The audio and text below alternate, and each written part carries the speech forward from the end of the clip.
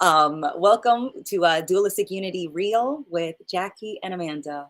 Jackie, it is a pleasure to see you. I'm glad we got to chat a little bit beforehand.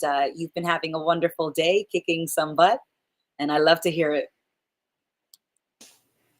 Yes, indeed. Yeah, I was just talking about how crazy it is that everybody in the community, everyone I have ever met in my life, is out there doing their own thing, doing the best they can, kicking ass, taking names, just being unique expressions of whatever we are, and all at the same time, forever, right? Like we're just out here playing our role. And it's beautiful to watch everything intertwine and like suddenly, in the same way I found that recently a lot of the pieces in my life of the puzzle have clicked together in an interesting way where I'm like, okay, I didn't see how this made sense before, but now it does. And it's cool how like relationships and connections with people can weave in and out of your life. And I don't know, just dualistic unity has really made that clear for me, is like the power of just all of us being ourselves and working together. and and just like I'm just feeling very in awe of it all and very grateful. And yeah, I've had a great day so far. This morning I was chatting with Daisy and Sophie actually from Life Unpotted, and we had an amazing conversation and just talking through like both of our journeys so far and like sort of how I found them and like where we're both at in like our journeys. And I was just resonating so deeply with them, and I it was just very fulfilling. And then coming here and having another amazing conversation with Amanda, it's just like, wow, I just feel so happy. I just feel so content with my life right now. Anywho, yeah, it's great to be here. Amanda, how are you doing this morning? You told me you, in fact, were kicking some corporate ass this morning. So I know that already, but what else is on your mind? Oh my goodness, yes, I definitely kicked a lot of corporate ass in terms of like invoices and accruals and budget workbooks and oh my goodness, we went through a lot of it, but it was good and it wasn't as bad as I thought. It never is, or, or rarely is. Outside of that, I have been purging and I have been loving it. I have been going over, pieces of clothing, pieces of furniture, certain things around my apartment and just having a conversation with myself about my relationship with that item and if it's something that's useful or something that's taking up space just in my current in my current setup. So I have been packing up my car and dumping a lot at like local donation centers and just trash for some of it, and it has felt amazing. Oh my God. I feel like I'm shedding skin and it feels so good. I feel like I can breathe more. And I've just been like dancing around my apartment more because, like, the dance floor has expanded and it feels incredible. But we're not done. We're almost there. Then I was starting to feel like legitimately a bit overwhelmed with how much I had to do for work and how much I wanted to do in my apartment and how much I wanted to do in terms of prepping for the holidays and traveling and driving, coordinating travel. And so it started to feel really overwhelming. And I pointed out something hilariously simple to myself. I was like, well, no matter if the to-do list is long or short, you can only do one thing at a time. So just do one thing right now. Like that's it, just one thing. And if you don't like doing that one thing while you're in the middle of doing it, screw it, change it up immediately, change it to any one thing that sticks. And it's felt good because I started to do dishes and I was like, oh, I don't want to do this. This is not my vibe right now. And I switched and I went to go do laundry. And then I came back and then I did the dishes and it was like no resistance. And I wonder if it was just that I allowed myself to change my mind, if experiencing such a quick, like fluid, like change, if it helped me see that like I can always do that. And so, you know, even if it starts to feel overwhelming, just focus on one thing right now and take it one step at a time. Yep. For me, that one thing was paying 2 parking tickets. I got one yesterday because I forgot about the fucking street sweeping, the bane of my existence. And then I went home yesterday to my parents' house and I picked up my mail and I had another ticket in there from like October. I was like, God damn it, dude. So yeah, it's like, but I feel better now that I paid them. I'm like, all right, well, I can't do anything about it. I just got to pay them and move on with my life. And I'm satisfied with that. That's enough, okay? And yeah, but I love how you're just embracing that fluidity in your life, Amanda, where you're like, yeah, I'm not really feeling this right now. I'll come back to it. And that's, I think, how I function in my life. And I have judged myself for bopping around a lot. Like I'm all over the damn place. Like a lot of times I'm trying to do 4 things at once, or like I have like some things in the back of my mind that I'm thinking about for later. And I'm like, okay, well, I have to do laundry right now so that they're done by the time I have to go to work. But also like I want to go outside while it's like still the morning because I have to shower. And I'm like trying to map it all out in a way it makes sense, but most of the time, or not most of the time, it just feels a little chaotic at points. And I have judged that. I've been like, why can't I just chill the fuck out and like be methodical and write a to-do list and follow the fucking to-do list? And I never follow my to-do list, right? But recently I will like write them out, and then it's sort of like a loose reference point because I do not work in an orderly fashion like that. Like I just jump around a lot. That's how my brain just is habitually working. Whether or not that's a pattern that I could change and whether that would be a good change or not, I don't know. But that's just what I'm working with right now. And who am I to say that that's wrong? Right? Like maybe I just work in an unconventional way and my brain isn't meant for this sort of rigidity. I'm supposed to be frolicking out in the woods, maybe. Like that's what we all should be doing, or not frolicking in the woods, but like definitely not sitting behind a desk for 8 hours a day, or like, yeah, trying to be serious. Like the fact that we all have resumes and like we walk around with that and we're like, yeah, look at all the things I do. I'm so cool. I'm just fucking rambling right now. But I'm vibing. I may or may not have smoked a little before this call. So Oh, I definitely smoked a little before. I didn't need, but that's how I chose to transition from corporate kicking project management and to, you know, prepping for the call with you and going live and chatting with everyone. Speaking of everyone, hi, it's so good to see you. Definitely see some hilarious comments in the commentary, and I'm glad that you brought up the Life Unpotted uh, episode, or not, the Life Unpotted documentary, or not even documentary, podcast, because Ray was just a guest with Daisy and Sophie. And I have the link in our comments in case anybody wants to check it out. That's actually going to be one of the things that I do later today, is listen to the episode, because it's always good to see Daisy and Sophie, and just to catch up with them. I probably chatted with them a little, or definitely with Sophie a little while ago, because they're going to be coming to the California retreat. So it's going to be so amazing to see them there. I'm very excited for that.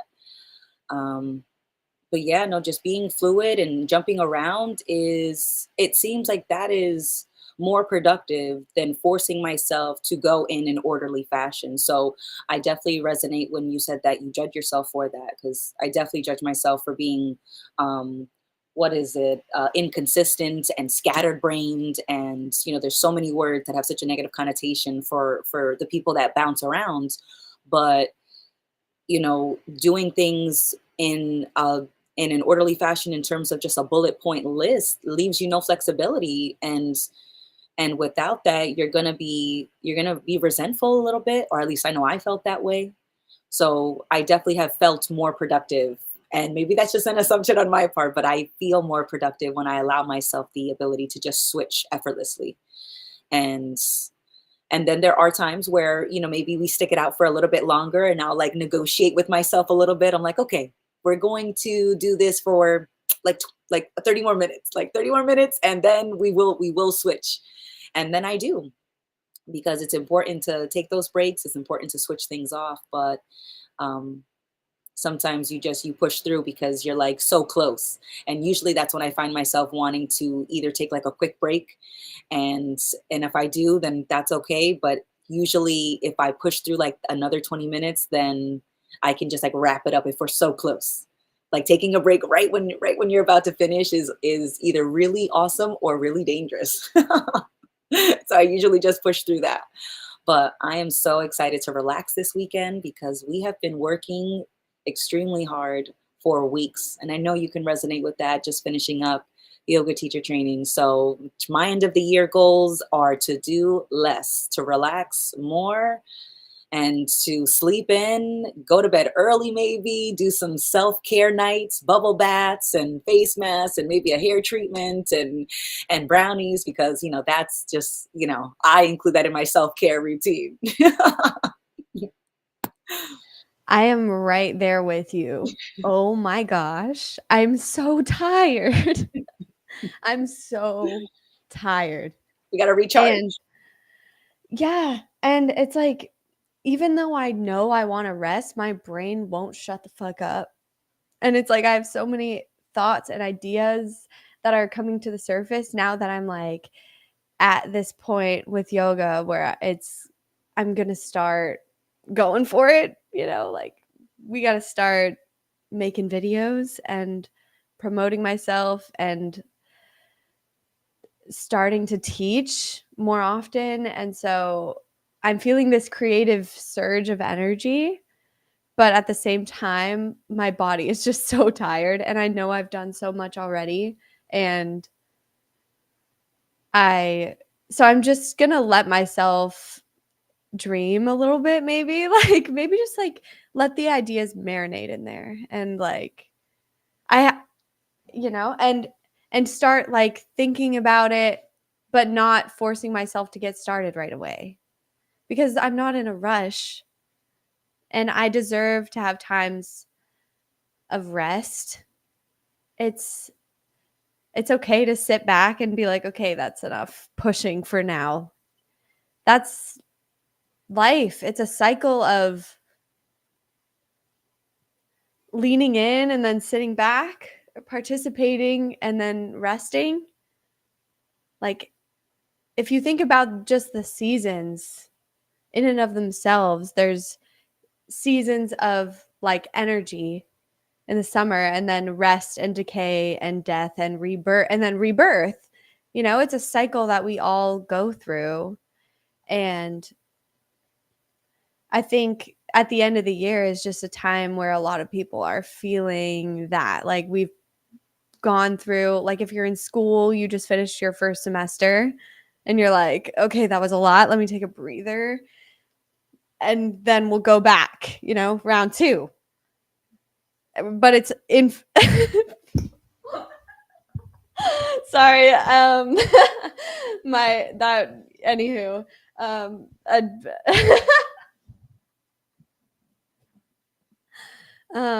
it's just that it's legit. And you think of even inhales and exhales, like it's the same sort of fluctuation. And I think I'm trying to just like my ego wants me to always be at a high, like always have enough energy to be creating and like working as hard as I can. But yeah, my ego really doesn't like the periods of rest, but I think I do need a little bit more relaxation in my life. Although it does feel like on an everyday basis, I'm just more relaxed. So maybe I don't need to take as long of breaks.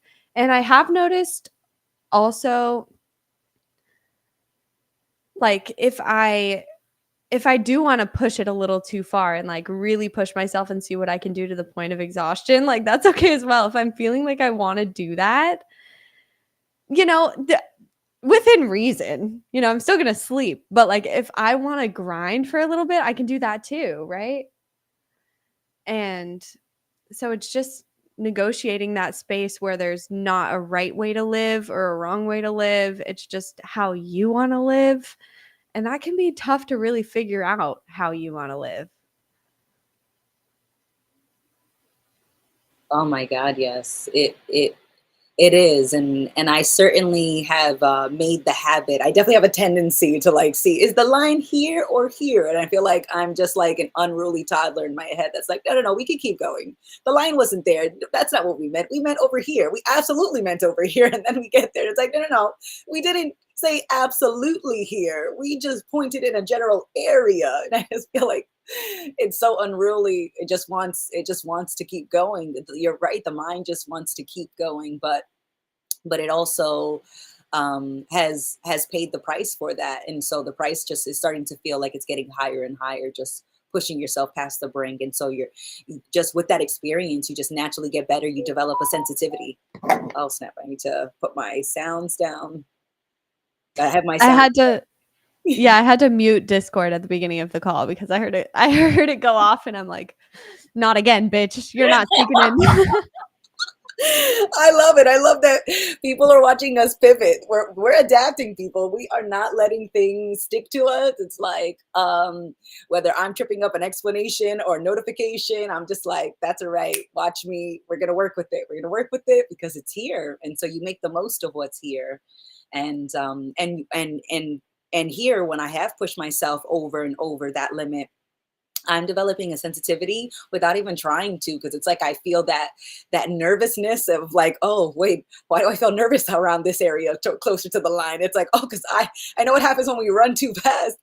So it's almost like it's just built in, and I appreciate that more and more. And so it's and finding fun ways to maybe focus on something else. Like I want to push myself, but then it's like, oh, well, then how about we push ourselves and do something that's maybe just out of the ordinary or a little uncomfortable. I have picked up reading again. So I'm going to be doing a lot of reading over the Christmas holiday. And I haven't read for pure pleasure in like a few months. It hasn't been too long, but like it's definitely been months. It may be 6 months at least. And so I'm very excited to like curl up with a book, and that feels like that's rejuvenating. And I'm not doing anything. I'm not spending any other money besides maybe to buy the book.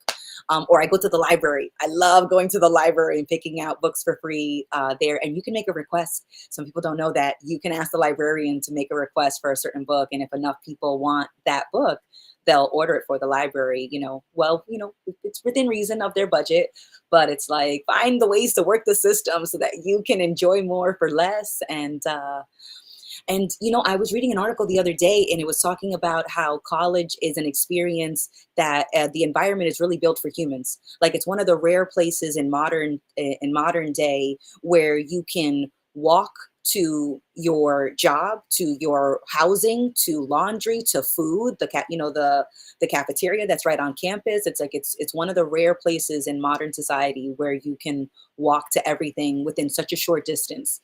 Because now when you're out of that college environment, it takes you 4 hours to go meet someone for lunch. If let's say the drive is like 45 minutes, and then you're going to hang out with them for like an hour, and then you're going to drive back for another 45 minutes. So it feels like you're spending so much time to get ready, to drive, to do all that.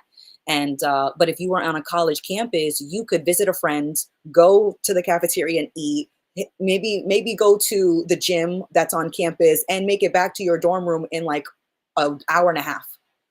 So it's just like you could do so much more in such a small space.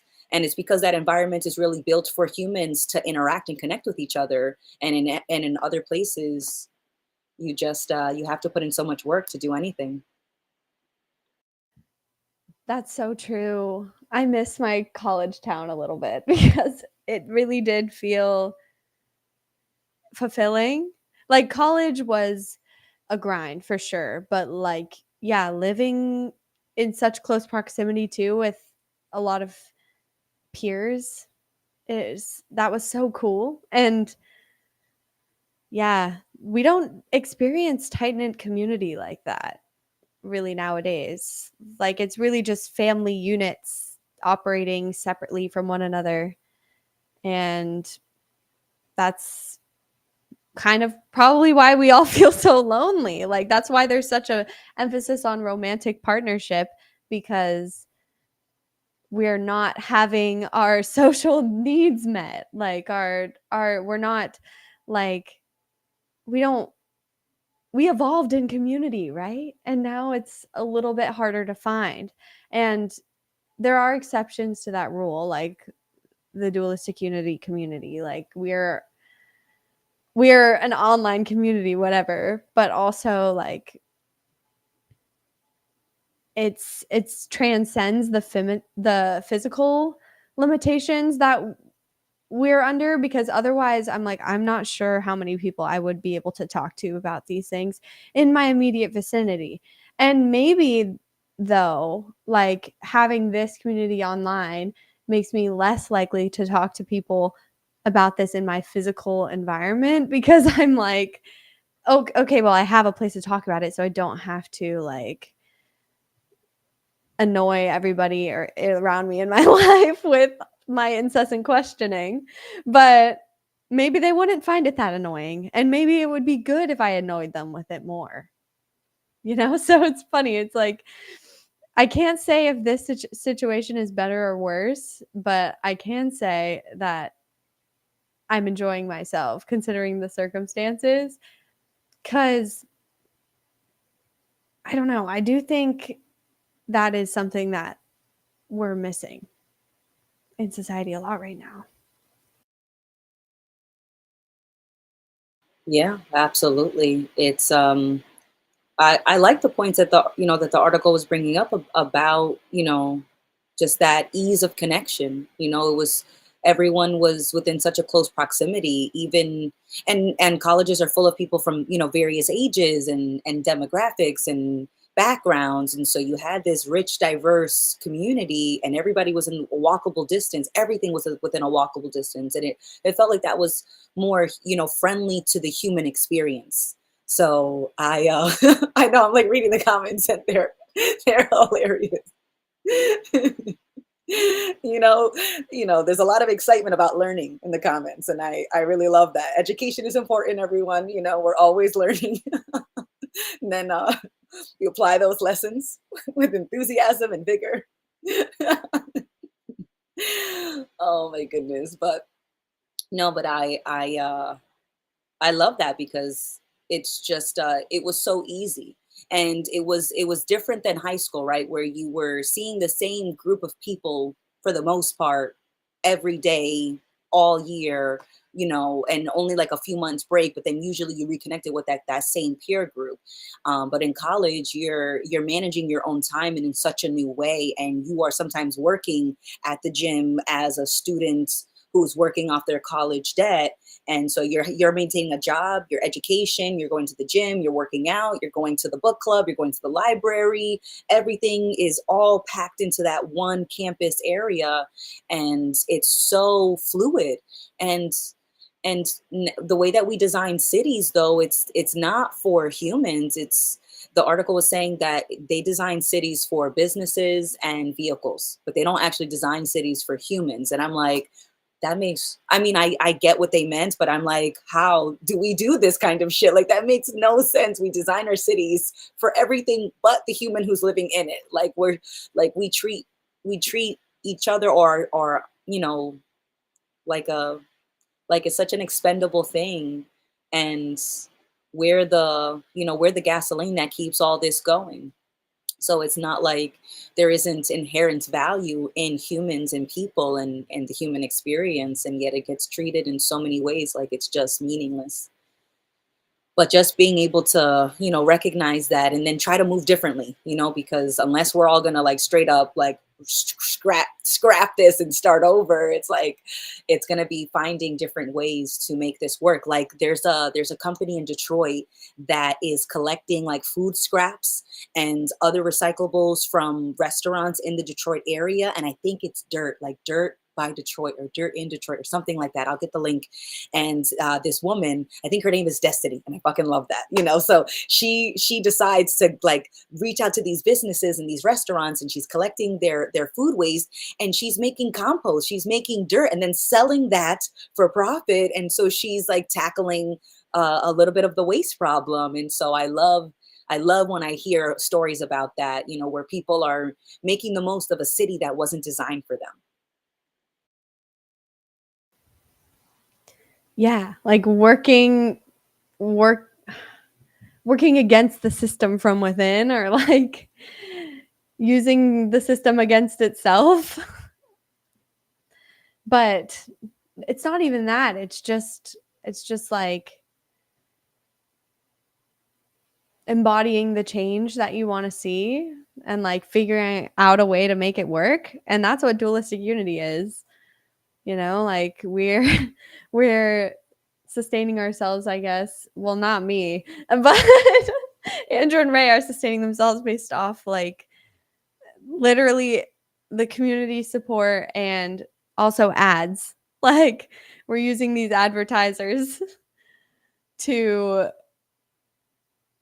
talk about how to fuel the conversation about how you don't need anything, right? Like so it's funny, and you can create little pockets of awareness, and I think that's how change happens. This is change actively happening, and maybe one day things will be different on a larger level, and we'll be able to live in close-knit communities in a modern world, and we'll find a balance between industrialization and profit and comfort, and on the other end of the spectrum of you don't need any of that, like that shit's not actually fulfilling. Living in uncertainty, accepting uncertainty, and becoming more aware of just the unity and the role that we all play in maintaining that balance, and more of an appreciation also for everyone around us and our impact on them. So we're not just thoughtlessly consuming and climbing the corporate ladder just because we think that's what we need to do.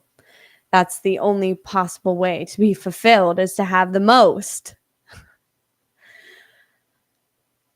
Like that's a losing game for sure. Like, because you're right, we're sacrificing and we're sort of treating our human experience as a means to an end of just getting more shit.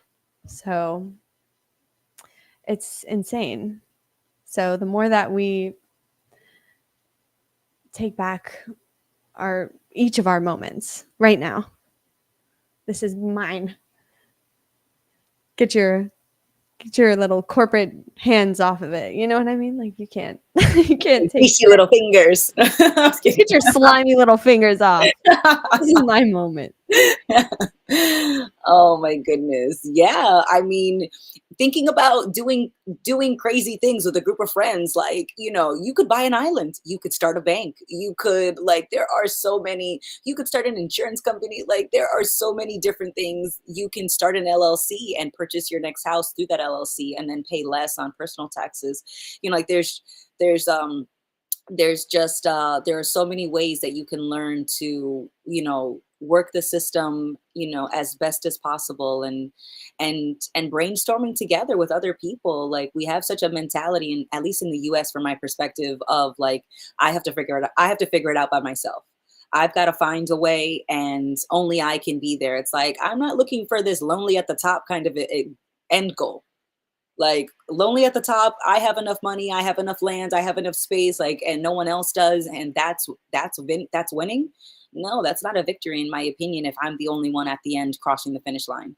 So it's like talking with your friends, talking with members of the DU community, just connecting with people and brainstorming, what have they been thinking, what are some of the things that they have dreamed about, certain goals or visions they had.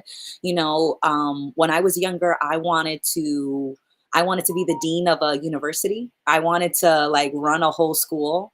And so, because I loved learning, and I loved just that whole process of finding a new topic or exploring it, and learning more about it, and experimenting and creating theories, and then researching it and finding evidence. And then, like, oh my goodness, I freaking loved the learning process. And so I thought, I wanted to own a school or to run a school, because I saw how the public education and even the private education system is not geared towards really fostering that curiosity and that love of learning, but just kind of, using it as a education and learning as a means to an end, to get the degree, to get the money, to get the title, all that.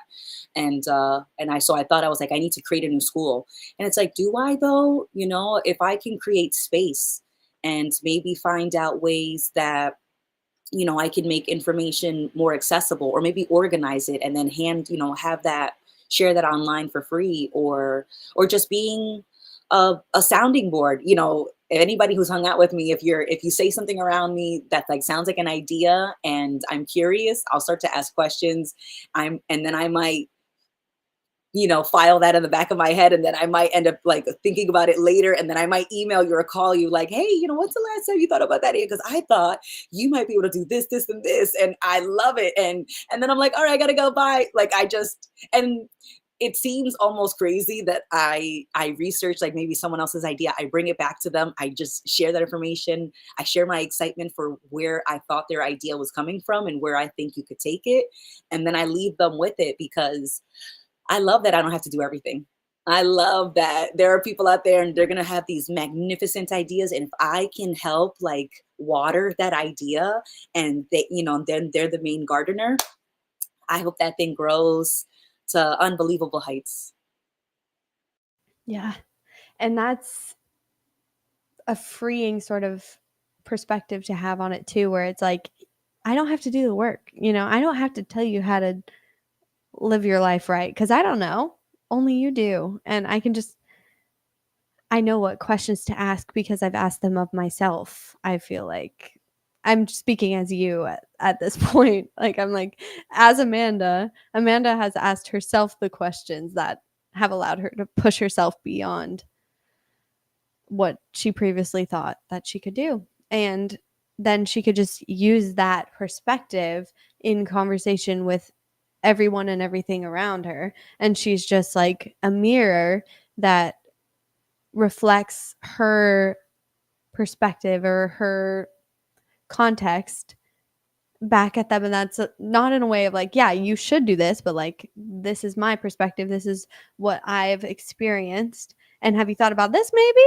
Or like, maybe you could use Chat GPT and like make that shit way easier. Oh my God, I love a good brainstorming session. There's nothing like having like a mad scientist at 3 a.m, hair's all crazy. Things are like, papers are like, there's like a paper that's like stuck to you. You're like looking at something, you're like on the floor with a magnifying glass, like all types of crazy. Like, I love a great brainstorming session. It's because in that moment, it feels like we're swimming in potential together, and we're just thinking of ideas, and we don't need any idea to stick. We're just churning out idea after idea after idea. And it's fucking electric. I love a good brainstorming session. Yeah, because it's just becoming aware of all the potential. And like, you don't even, and that's just what you can access through thought, theoretically. It's just, but you can think of anything. It's just a brainstorm. It doesn't really matter what you can come up with dumb ideas. You can come up with just getting things out, because you can create without, for me that's the big block, is that I want everything I create to be good. Like, so I struggle sometimes to just throw shit out. You have a pen board with strings drawn from picture to picture with your hair looking like you were electrocuted. I can totally see this image in my head. Exactly. That's Amanda at 3 a.m. Like in the middle of a project that she just thought of at 1 a.m., like gathering all the evidence. I completely forgot what I was talking about before that, but Oh my God. it's cool. Yeah, there's just so much fucking potential. And Yeah. the more you let go of the idea of yourself and what you are and what you should be and what you're capable of, and you you embrace the uncertainty of just your being, then more options come on the table, and then the brainstorming can be more fun and less judgmental, and that's just a process of doing it over and over, and just like doing shit regardless of the fear of the feeling telling you that you're not doing it right or you're not doing the right thing. Yeah. Just the inner critic, like the less you listen to it, the more soft it becomes. And sometimes it gets loud again. And that's just a process, like change isn't going to happen instantly. But the more that you're willing to push your boundaries, the more that you realize you have no boundaries. Mm-mm. And that the more you're willing to explore, the more you'll find, because this experience is infinitely complex and deep. No matter how, like, literally in any direction you go, there's infinite depth, pretty much. Mhm. Mhm. And there's so much out here for us to explore. Mhm. And it's just about following that curiosity or just that natural inclination. And there's no right way to navigate your life in a way that's going to be fulfilling. But if you allow every moment to be what it is and allow it to unfold as it does, and do your best to suspend your judgment or like see through that and just keep going, Mhm. like it all just will kind of unfold the way it's supposed to. Or Yeah. it's not even that it's supposed to there, because that doesn't matter. It's just I'm reminded over and over that it's all perfect. Like it's fucking perfect. Mhm. It's beautiful. Like my life is like, oh my god. Like I look at my friends sometimes and I'm like, what the fuck? I get tripped out a little bit. I'm like, I just love you so much, and like it's not even you, it's just like this Like, moment. yeah. Like it's wild, and I just want to say thank you. Like I just want to say thank you, but thank you isn't even right. I know I've it's been because it's not. struggling to find, Yeah. because, well, for context, freaking y'all mailed me a book and I'm so excited to read this. And I was like, I mean, y'all have done so much for me already, and I'm like just so grateful, but I understand at the same time like you're doing it for your own reasons, and like any enjoyment or any appreciation I'm getting from you guys is like on me, I guess, but it's also like mm, I want to express my love for just how everything is working out, but I don't know how to say it You in don't a have. way that can be communicated. Do you know what I mean? Mhm. Yeah. Yeah, just having fun. You having fun when you say it, but what I love when I'm at this moment, what I love the most about relationships are all the things that aren't said, that don't need to be said. You know, so much of a relationship is unspoken because you are love. you add so much, when I think of you specifically, Jacqueline, you add so much to my life, and I know that Andrew and Ray feel the same way. It's like you are the gift. It's like you are the potential embodied. You are the love, and so you add so much just by being you. And so we are love in that same way. We reflect love and appreciation back towards each other. And so it's very much, with what we do matters more than what we say.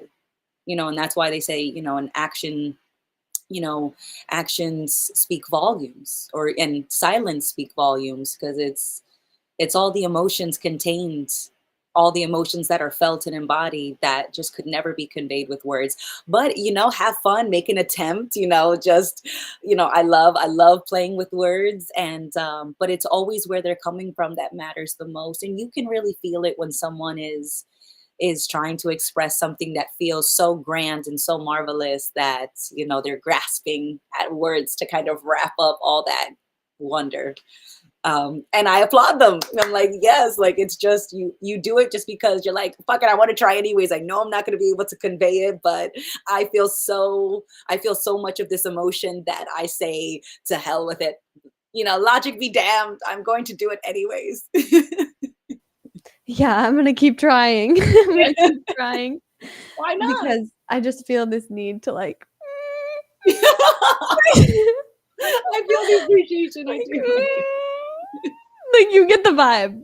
I know you feel me. Yeah. It's just like I Yeah. wanna hug myself. I wanna hug myself as the whole world. Oh my God, yes.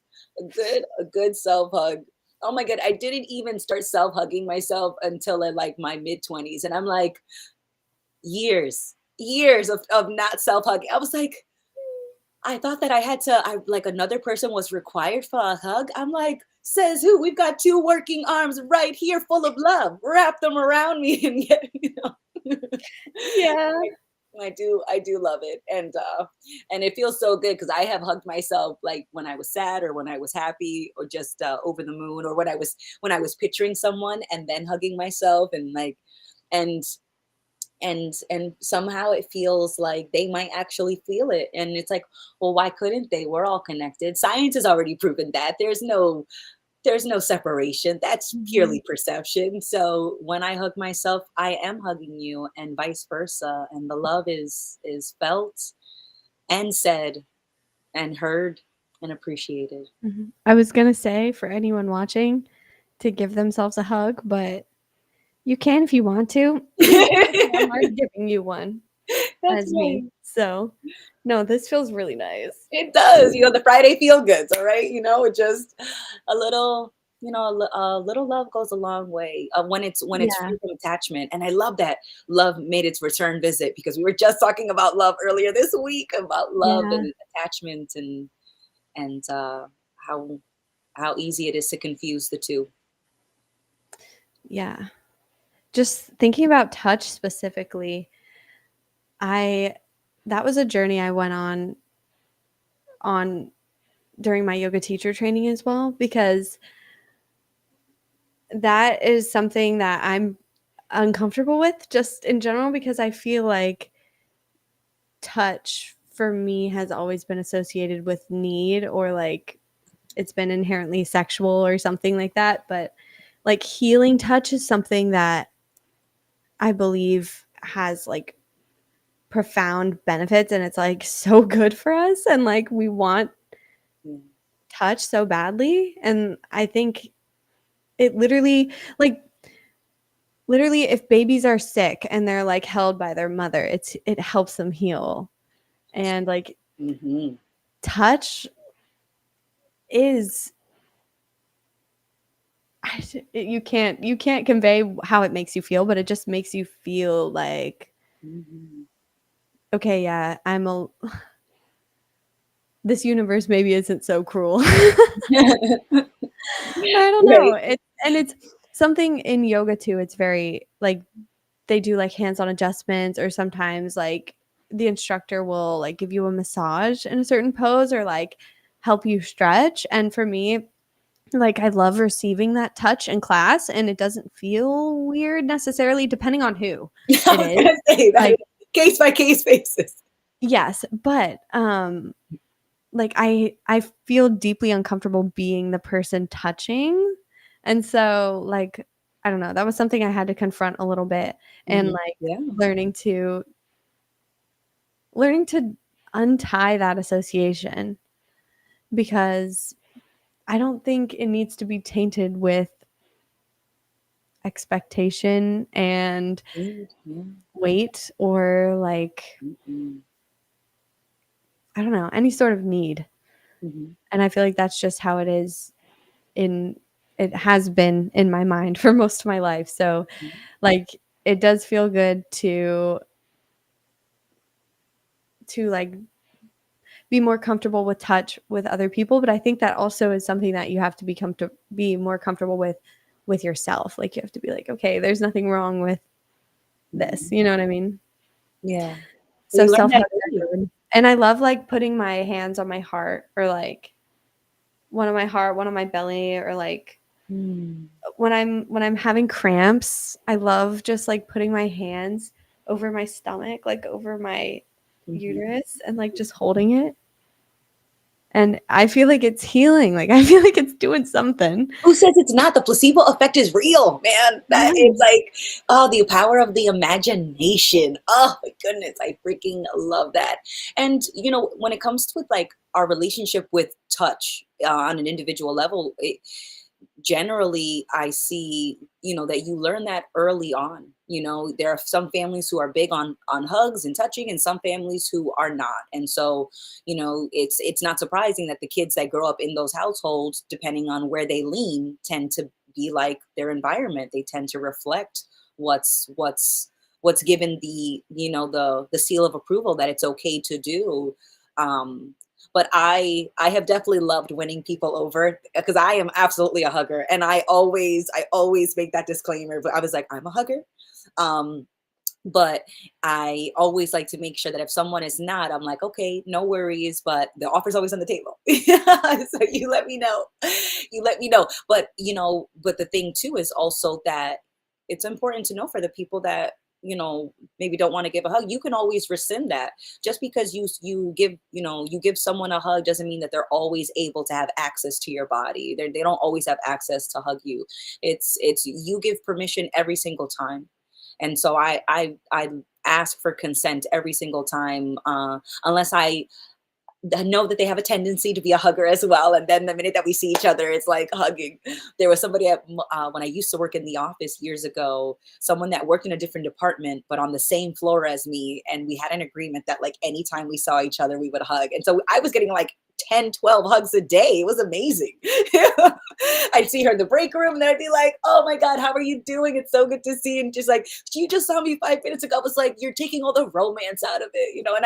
And I didn't mean like romance in terms of like, we were lovers, but just like the romance of like a playful hug, and I love to be dramatic and theatrical. So of course that's my go-to response. And then she's laughing and joking, and it was like our teasing thing, because I was always super enthusiastic about seeing her.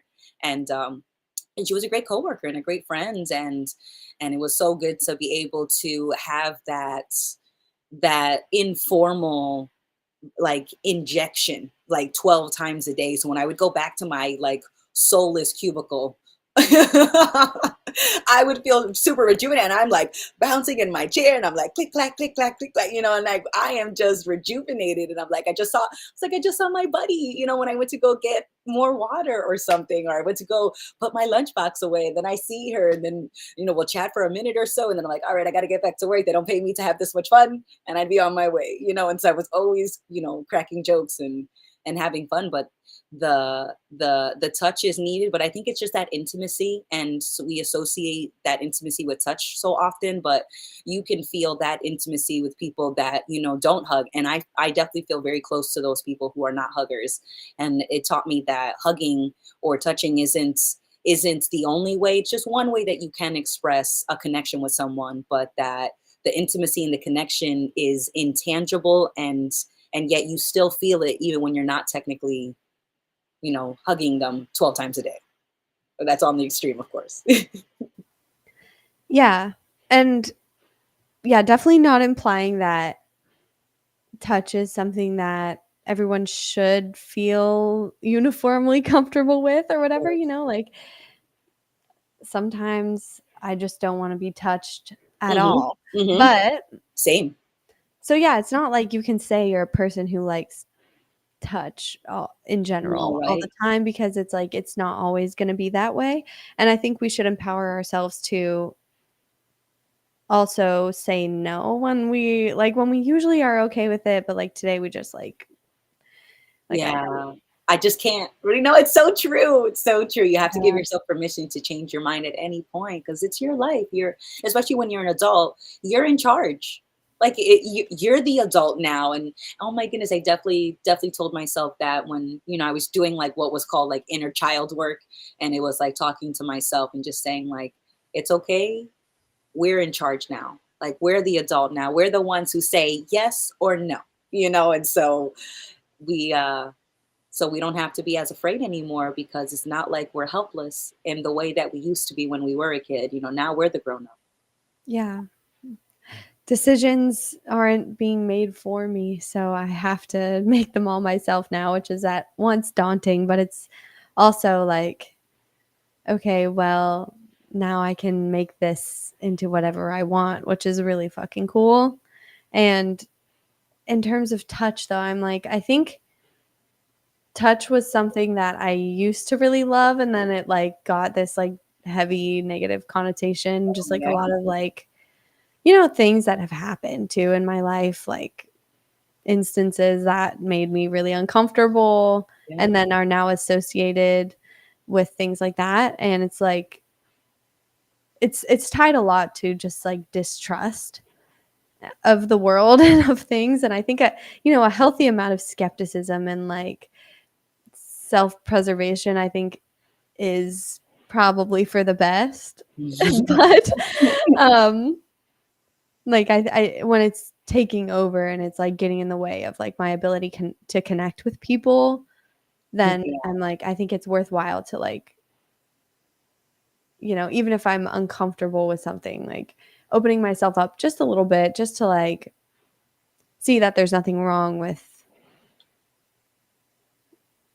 touch, or just like it could be anything in life, like anything that we're not comfortable with. It's good to not ignore your instincts about something, but like call your bluff if you know that you're just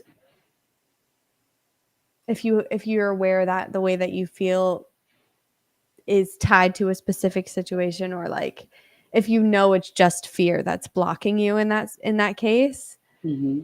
it's okay to like go the uncomfortable route. Hmm. But there is balance in that. Like you shouldn't there's no point in going against your instincts too, because at the end of the day this comes down to your experience, and if something is going to dramatically like negatively impact your experience or like positively impact your experience and you just don't want that like ripple, that's okay. Like you Yeah. don't need that. Like you're in the control seat, like your Yeah. experience really comes down to what you want to experience, and Hmm. you're the parent, like you can't let your child do everything it wants. No. Like, No. and sometimes you have to make yourself eat your vegetables. Yeah. And so it's like at once you're trying to push yourself, but also take care of yourself and know that like, Yeah. it's a process of learning and developing your balance. Hmm. Oh yeah, Mhm. definitely. Yeah, because there are so many examples in our culture where they're confirming that like we want connection, we want touch. I mean, you can hire, let's say, someone to be, your date for a wedding, but it's like you you accomplish the goal of appearing to be maybe desirable or appearing to be valuable or having somebody that's interested in you, but you're not addressing why maybe that's not something that's just happening organically, because as much as I have wanted to be with somebody when I was single, it was it never happens when I was hoping for it. It's always when I let it go, when I wasn't being needy, that somebody just like bloop dropped into my lap, and I was like, where the hell did you come from? Like, and it's always like that. So it's like, so even if you're not, let's say you are the hugger, or you have a tendency to like hugging or to like touch or to like relationships, and you're not in one now, it's like, instead of thinking that that's something to just like a goal, we got to accomplish it, we've got to find someone to either touch or to love, right? Or both, if you're lucky. And instead it's like, well, why isn't my environment just naturally like that? And it's so funny how we can do that so easily for like our physical environment. You're like, okay, my desk area at home jam packed with like containers of like pens and like a stack of notebooks and like seven little like little tape dispensers and like a stapler, and it was just so congested, and I didn't want to work there. Unsurprisingly, I did not want to work in my work area. And I was chatting with a friend, and she makes the suggestion, like, maybe you should just, you've got a lot of space in your closet, you've been purging a lot, could you like store some of your stuff in your closet? I was like, oh my God, that's brilliant. I've been wondering why I don't like to work in my at home work area, and it's because it's not conducive, it's not organically a space that work can just happen. And so it's so easy for me to see that, or for people to see that, but it's not as easy for them to see that the way that their life is currently unfolding is just not organically giving them something that they think should be there, whether that's a different job, or a partner, or maybe more friends. I've been hearing that a lot lately, that people have been saying, that it's hard to make friends when you're an adult. And it's like, I relate to that greatly, but how good are you? What kind of friend are you? Because are you expecting somebody to just be there when you want them there? Because that doesn't really sound like a friend. That sounds like you want a servant or an assistant. Like, if that's what, like, so, but if you are going to, things that call, that you have interest in, like maybe you're into mini golf, maybe you're into museums, maybe you're into hiking, and you're just naturally doing those things, and your life organically is just producing those connections. And so you meet someone on the mountain, and they make a comment about your hiking boots, or your lack of hiking boots, or maybe you're walking up the mountain barefoot. I saw a woman doing that the other day, and I stopped, and I was like, oh my God, you're walking up the mountain barefoot. She's like, yeah, I'm grounding. I was like, no, I knew what you were doing, but I'm like, of course, that's brilliant.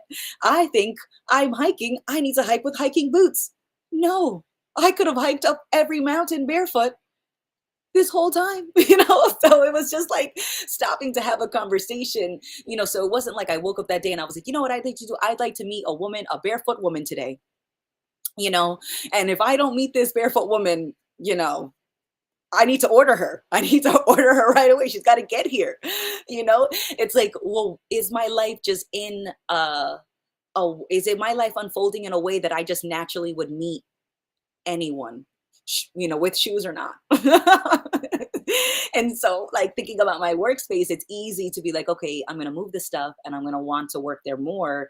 But it's not as seamless to transition that same line of thinking to, I want to make more friends. Well, is my life in a place that's fertile for friendships to be made?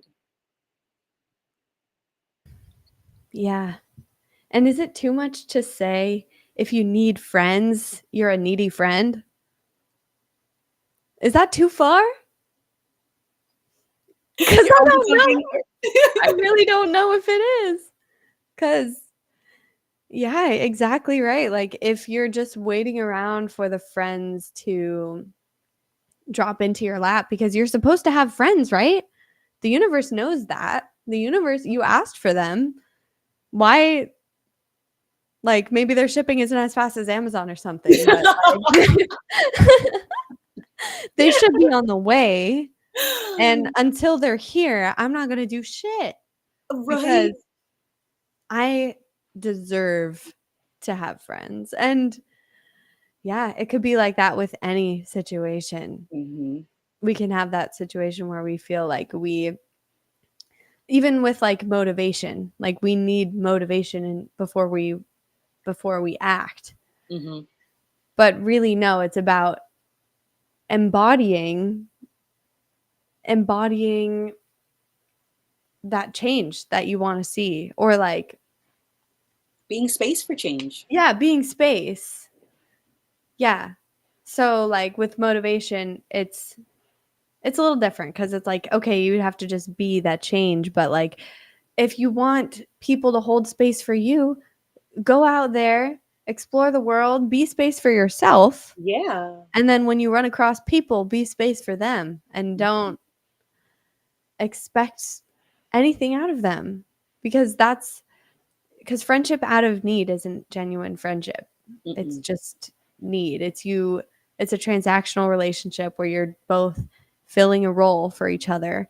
And if you stop filling that role, the other person will have an issue with it and they maybe won't want to be your friend anymore. As if like friendship is something that's like a committed relationship. Like it's just two people hanging out, Yeah. experiencing one another, and then they're like, we create this conceptual framework around it that we call a friendship. Hmm. And then that's where we get off the same page because now we're operating in ideas. But Good like, friends versus bad friends. yeah.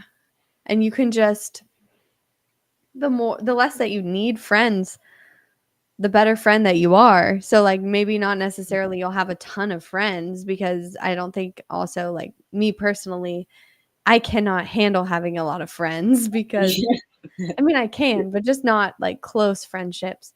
But um yeah, it's like the less that you need somebody, it's funny that all of a sudden they're there. Yeah. And I've found that with relationships as well. Like Hmm. if I'm if I'm like searching desperately, I'm not focusing on myself and I'm not I don't Hmm. know, like I'm not giving off good energy. Like I'm Yeah. not being the type of person that I want to be around, right? So like letting go of that is what has always led to coincidentally it coming along, but either way, if it did or not, I would have been fine. Hmm. And I will be fine for the rest of my life I if I'm alone. Quite frankly. I am alone already, so it doesn't really change much, but Oh yeah. like that's something I've had to become okay with recently because I guess there was still part of myself that was clinging on to like the hope of an eventual like partnership that's forever, right? And like Yeah. marriage to me is like it doesn't really make sense anymore. And so it's like, okay, yeah, I would be okay if I was alone forever. Hmm. And I think that's a big thing just because we're all that's beaten to all of our heads, right? That like Yeah. we need to find love and like that's the point of life. And but I think it's especially for women, like for women, like it's like it's implied almost that it's our purpose to be A something for partner. somebody else, you know, a partner, a wife, a mother, and Hmm. a caretaker. And like we're the ones that have to like that's our community and family is like our reason for existing. And whereas men, it's like they can go do things, right? Like they can have a career. And like obviously that is not the case. Like No. I can be a woman and have a career or just like enjoy my being. And I'm Hmm. not going to be deeply unsatisfied Hmm. what if I don't have a family. And there are certain men on the internet that are like, yeah, but she just won't admit it to herself. Like all these childless women out there or like Hmm. single women are deeply unsatisfied deep down. And I just think that's hilarious because first of all, how would you know that? And second of all, like you're Yeah. just mad because like when people aren't as needy, they're harder to control. Yeah. So, yeah. Yeah. I don't know No. how I got here, but Yeah. But we're so many things, you know, we're so much more than just a partner for someone else. And for men, you know, you're so much more than just a provider. And so, you know, in the comments you're saying, you know, a career to provide for other people, a career so that a woman finds men desirable, you know, because if not, they're worthless, they're deadbeats. And it's like you are so much more than just a provider. Because if we're talking about being providers, every adult is a provider for themselves, you know, and they're not just a partner, and they're not just a career, you know, person, or whatever they are, whether they're electrician or plumber or whatever it may be. You're not just that. And it's like, oh, you have to have a family. It's like, I have a family. I literally came from a family. So what is this? I have to make another one? Like what's going on here? I thought, like, I literally came from a family. I didn't just like just come out of nowhere and just appeared with, you know, just ready to work in this economy. Just like, no way, man. And I am a sister, I am a daughter, I am a friend, I am a team member, you know, I am so much more already. And so, yeah, if I wanted to, I could add the role of mother and wife. I absolutely could, but my plate is full as is. We are not just like aimlessly wandering, you know, and until you have a job and you provide for a family, if you're the man, like your life is meaningless. Like, no, your life is meaningful because you add all the meaning to it. And the same is true for all of us. And so, you know, I have met plenty of people that feel alone in their relationships. And that is heartbreaking. And I have felt that firsthand. And it's so crazy. I read this somewhere, and it was like, people tend to shout when there's more mental distance.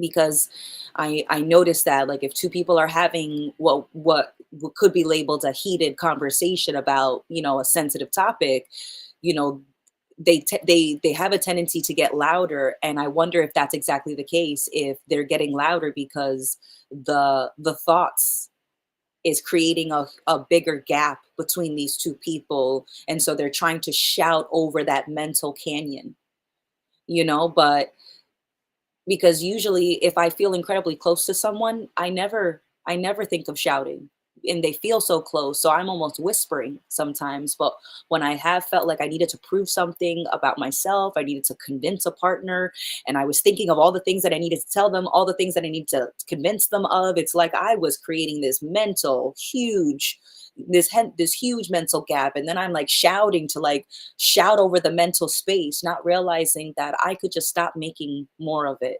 And and so it feels incredibly trippy when I read those words by, I don't know who said it or how they said it. I'm paraphrasing, but it was like, oh my God. I did shout when there was like more mental space. Like I did try to fill the mental space with words, with volume. It deeply resonates. And I think that really hits home because we all want to feel like there's this desperation to be like seen or understood by like, or like to communicate ourselves and what we're feeling to the people that we love or like the people around us.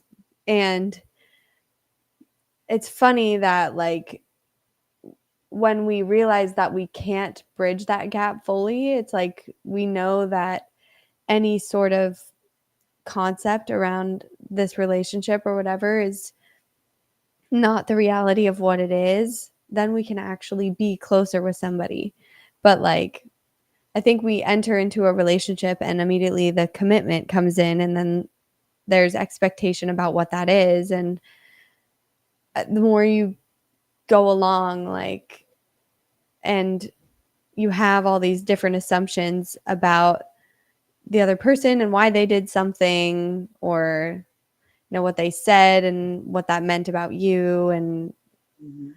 you know, like it becomes this whole jumbled mess where like you're in two separate relationships, Yeah. but you're in the same relationship, and that mental space, the mental gap gets super wide. And it didn't have to be that way, but like I think I think trying to cling on to certainty and security and like stability within something like a relationship is what dooms it, because that doesn't exist, and like you're setting yourself up for the eventual collapse. It's like you're building this the relationship on top of like in front of like on quicksand, because like that's what like we're constantly changing and like churning, and so of course that relationship is going to collapse, but like you don't have to build anything. It could just be you two existing in the same vicinity. Mhm. And with that, with less conceptual framework, less ideas about how you should be treating them, like how the relationship will evolve, like it might make it easier for it to last because it's functioning within reality, Yeah. an awareness of uncertainty. But like that's not what we want in a relationship. Like we want security, stability, certainty, but Make me feel better. we want the guarantee that somebody will be there to make us feel better, hold us when we're crying, because they have to, god damn it. They said they would. I know. Right? And that can't change, and it's tough, but admitting that actually makes shit easier, Yeah. even though it permanently takes the imaginary idea of happily ever after off the table, right? Because it's like, okay, that doesn't exist, so I'm going to stop looking for it. I'm going to stop trying to make every single situation in my life into this idea of what I think it should be, Mhm. because I think this is how my life should go, Mhm. because I should feel good and get what I want all the time. Like no, Yeah. that it sounds silly when we like lay it out like that that's how our frame of mind is. Like we're Yeah. constantly trying to get what we want. We're constantly trying to feel good. And when we feel bad, we like judge ourselves. Yeah. And it's like, what the fuck? You think you're in control? Like, please sit down, girl. Like, I know. I have felt such love from certain friends and family members who like straight up like saw me having like a mental breakdown that wasn't really necessary. And they're like, stop being such a whiny little brat. And like it stung at first. And then I remember laughing because I'm just like, oh my God, I am being a whiny little brat. Like and then like just admitting that I'm just like, okay, all right, well, I don't like playing this game anymore. I don't want to play the whiny little brat game. I want to switch it up. Like let's play the badass kicking through walls game. I like that. Let's play that game now. And then I taking making that choice to pivot. Um, uh, in the comments, there has been a haiku that's been added. Dualistic unity, a haiku. Two halves of one whole. In their dance, unity found, peace in the contrast. I was like, I love it. Just just so many ways to describe dualistic unity because it is such a paradox and it's so hard to pin into words. But I thought that was a beautiful haiku, um, and I appreciate the shout out. Don't forget to check out this week's episode with Jackie and Amanda, Leaning into Uncertainty, season 6, episode 2, just got released today, I think actually. It just got released. So it's out there, Jackie. There's no going back. I'm so yep, excited. we're in it. We're in it for the long haul now. No. I sold my soul. No, I'm kidding. I'm kidding. Holy shit. Um, yeah, I listened to some of it today and I was like, damn, I thought this was a fucking train wreck, but it was fine. Like, and it was actually very, I don't know, like I resonated with the things that I had to say. I was like, wow, it's funny how I always know exactly what I need to hear. So, yeah, go check out that episode. Go check out our previous episodes of Do You Real you've if you've missed any. We do this every Friday at 4 p.m. Eastern, 1 p.m. Pacific Standard Time. Yes. And I'm just really happy and excited to be on this journey. And just like the haiku said, like it's so cool just finding the balance of forces and like everything in our lives. Like everything is dualistic. Literally every single thing. It's like two sides of the same coin. Existence, non-existence, light, dark, sun, moon. I don't know. Like everything is operating on a spectrum, Hmm. and it's so beautiful to see them dance together knowing that neither side is going to win. It's not like bad is going to conquer over good forever or good will conquer over bad forever. And it's just something that we can always count on is that there's there's space to change, and like things are things are constantly balancing themselves out, and at any point within that process you can look at it and just even if you're on your ass, like even if you're being dragged through this shit like face down, you can be like, wow, this is really like cosmically beautiful. Like this is this this is the essence of life, and that's what I'm here to soak up, just enjoying all the symbolism of what this experience is, because really that's all that it is, reflecting the deeper truths and intelligence that are Yeah. underneath it. And it's so fucking beautiful. But Hmm. what do you think, Amanda? You think this is a good spot to wrap up our episode today? Yeah, yeah, absolutely. We got in an excellent, amazing chat. Um, if I do want to mention, we are going to be at the California retreat, and we have an amazing contest coming up, or that's out right now. And so, if you create a video and the about dualistic unity, any perspective is applicable. Just the most viral video is going to win a free ticket to the California retreat, and Jackie and I will be there. So we are excited to meet the winner and excited to chat. Daisy and Sophie are going to be there. Don't forget, Ray was a guest on their episode Life on Potted podcast. And so the link is in the comments, and we'll be back next Friday, 4 p.m. But thank you so much, everybody, for being here with us. It was a blast. Mhm. Yeah, and special shout out to everybody on Discord who's in the watch party right now. Oh, Yeah, I'm gonna stop by after this. Go say hi if y'all are still there. But thanks for listening, everybody, and we'll see you next week.